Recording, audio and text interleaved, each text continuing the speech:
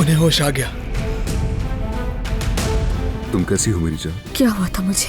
अभी उनकी कुव्वत मुदाफ़ियत नौज़ायदा बच्चे की तरह बहुत नाजुक है। अगर उन्हें इस हालत में जहनी दबाव का सामना हुआ तो वो दोबारा कोमा में जा सकती हैं। क्या अब हमारा बस एक ही मकसद रह गया है? तुम्हारे लिए वापस आई हूँ अदनान। अदनान, तुम्हारे पास 1 मिनट है? ये कौन है?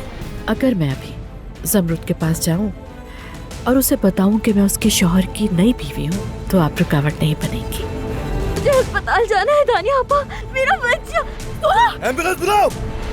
अगर अभी मेरे बाबा को नहीं बुलाया तो मैं फौरन कूद जाऊंगी यहाँ से। मेरा इंतजार करो, मैं ऊपर आ रहा हूँ। पीछे हटो बेटा। ईशा